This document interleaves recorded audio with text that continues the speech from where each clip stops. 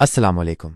कासिम को मस्जिद से छीनकर नीचे फेंक दिया गया। फिर भी उसने कुरान मजीद की तिलावत करना नहीं छोड़ा, क्योंकि उसे पूरा कुरान पाक ज़बानी याद था। उसके बॉस को इतना गुस्सा आया कि उसने अपने पास खड़े मुलाजिम से कहा, जाओ जल्दी से माचिस लेकर आओ, आज मैं अभी इसी वक्त इसके सामने इसके कुरान पाक को जलाऊंगा। अब मैं देखता हूं कि ये क्या करता है और इसका अल्लाह क्या करता है। कासिम ये बात सुनकर बहुत रोने लगा और रोते रोते अल्लाह से फरियाद करने लगा, ए अल्लाह, ये खुद को बहुत बड़ा समझता है, आज तो आप इसे अपनी ताकत दिखा दो। जैसे ही उसका मुलाजिम माचिस लेकर आया, उसने माचिस जलाई और कुरान मजीद को आग लगाना शुरू कर दी। उसने कुरान पाक को फाड़ कर फेंक दिया और कासिम को पकड़कर एक पिंजरे में कैद कर दिया और कहने लगा, अब मैं देखता हूं कि तुम्हें यहां से कौन बचाने आता है, तुम भूखे प्यासे यहां मरोगे।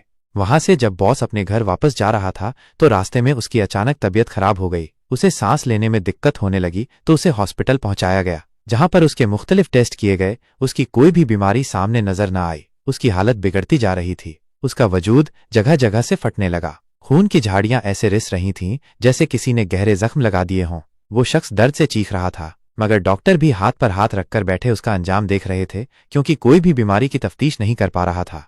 धीरे धीरे उसकी आंखों से खून उबलने लगा और बाहर आने लगा। उसकी आंखें बिल्कुल सुर्ख हो गईं और जिस्म के कई हिस्सों से खून जारी हो गया। वो दर्द से इस कदर चीखता चिल्लाता कि पूरा हॉस्पिटल सर पर उठा लेता, मगर उस पर तो खुदा का अजाब नाजिल हो रहा था। कई लोग उसके करीब गए और कहा कि तुम अपने गुनाहों की माफी अल्लाह से मांग लो, वो तुम्हें माफ कर देगा। तुमने जो गुस्ताखी की है वो इंतहा संगीन है, ये इसी का अजाब ही तुम पर नाजिल हो रहा है। मगर उस गैर मुस्लिम बॉस ने किसी की बात ना मानी।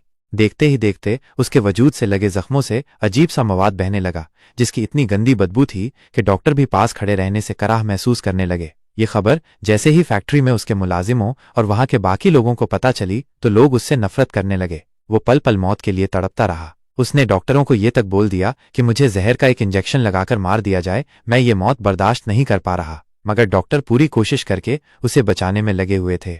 देखते ही देखते उसके जिस्म से बाल निकलना शुरू हो गए और लंबे लंबे नाखून निकल आए और उसकी शक्ल बिगड़ना शुरू हो गई और वो एक खौफनाक जानवर की शक्ल में मुत्तल हो गया। उसे देखकर वहां पर खड़े सारे डॉक्टर भागकर हॉस्पिटल से बाहर आ गए। वहां पर सभी देखने वालों के रोंगटे खड़े हो गए। जो भी इंसान उस शख्स को जानवर के रूप में देखता, उसे देखकर हर कोई थू थू करके चला जाता।